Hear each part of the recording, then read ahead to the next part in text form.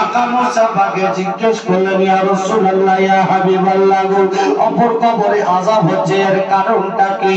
নবী আমার ব্যক্ত করলেন, ইয়া আমার সাহাবী শোনো, এই ব্যক্তি যখন দুনিয়াতে ছিল এক অপরের সঙ্গে এক অপরের সমালোচনা করত, মোট কথাই জগল করে করে বেড়াতো, দুনিয়াতে যেন ঝগড়া অশান্তি লাগিয়ে বেড়াতো।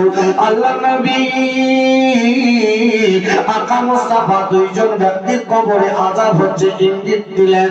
নবী আমার বললেন, ইয়া আমার সাহাবায়ে কেরাম শোনো, ওই যে সামনে খেজুরের গাছ দেখতে পাচ্ছ, ওই খেজুরের গাছ থেকে একটা খেজুরের ডাল কেটে নিয়ে আসো। সাহাবায়ে কেরাম খেজুরের ডাল কেটে নিয়ে আসলেন, খেজুরের ডালটাকে দুই ভাগে বিভক্ত করলেন। নবী আমার একটা খেজুরের ডাল এই কবরে গেড়ে দিলেন, আর একটা খেজুরের ডাল ও কবরে গেড়ে দিলেন। আল্লাহ নবীকে জিজ্ঞেস করলেন, ইয়া রাসূলুল্লাহ, ইয়া হাবিবাল্লাহ, কবরে আপনার খেজুরের ডাল গাড়লেন, কারণটা কি?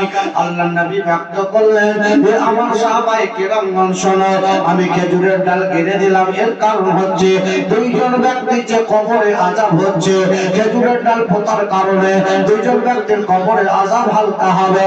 ইয়া রাসূলুল্লাহ, ইয়া হাবিবাল্লাহ, ব্যক্তি মরে গেছে, কবরে আযাব হচ্ছে, কি করে খেজুরের ডাল পোতে দেওয়ার কারণে আযাব কম হবে, আযাব হালকা হবে?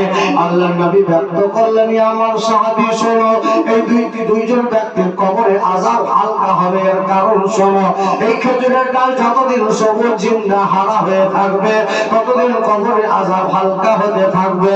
ইয়া রাসূলুল্লাহ, ইয়া হাবিবাল্লাহ, এটা সম্ভব কিভাবে হতে পারে? আল্লাহর নবী ব্যক্ত করে, সাহাবী আবু বকর শোনো, ওসমান গনি শোনো, ওমর ফারুক আযম শোনো, এই খেজুরের ডাল যতদিন হারা হয়ে থাকবে, যতদিন সবুজ হয়ে থাকবে, যতদিন জীবিত হয়ে থাকবে, এই জীবিত থাকা কবরে এই সাতটা তাসবিহ যেন আপনারা যেন এই জিন্দা গাছে যেন আল্লাহ তাআলার তাসবিহ পাঠ করবে, এই জিন্দা গাছের তাসবিহ পাঠ করবে, আর এই তাসবিহর সমস্ত সওয়াব ওই মৃত্যু ব্যক্তির আত্মার যেন কামনা হয়ে যাবে। একটা খেজুরের ডাল পুঁতে দিলেন, যতদিন সবুজ হারা হয়ে থাকবে, ততদিন কবরের আযাব কি হবে? হালকা হবে। কারণ কি? বলছে এই তাসবিহ, এই খেজুরের ডালটা আল্লাহর তাসবিহ পাঠ করবে, আর যার কবরে গেড়ে দিয়েছে, পুঁতে দিয়েছে, তার কবরের আযাব হালকা হবে। কি করে? বলছে এই তাসবিহ পড়বে, আর এই মৃত্যু ব্যক্তির যেন আত্মা রূহের মাগফিরাত হবে।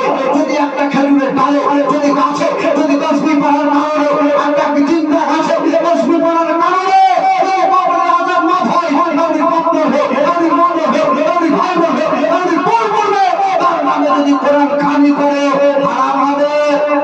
একটু জোরে বলুন, হারাম হবে, গুনাহ হবে, নাজায়েজ হবে, জাহান্নামে যাবে। এই হাদিস দ্বারা দিয়ে বোঝা গেল বাপের নামে কোরআন কানি করা চাইছে, দাদি মারা গেছে কোরআন কানি করা চাইছে, নানা মারা গেছে কোরআন কানি করা চাইছে, শুধু চাইজ নয়, জান্নাতে যাওয়া জানি না। এই যারা বলে কোরআন শিরক হারাম নাজায়েজ, কোরআন হাদিস পড়ে, এটা দলিল নয়, এটা হাদিস নয়। নবী মুস্তাফা স্বয়ং মৃত্যু ব্যক্তির নামে তার রূহের মাগফিরাতের জন্য, তার ইজ্জত মর্যাদা সম্মানকে বৃদ্ধি করার জন্য আমার নবী নিজ হস্তে উত্তোলন করে আমার নবী দোয়া করেছেন এবং সাহাবায়ে কিরামগণ আমিন বলেছেন।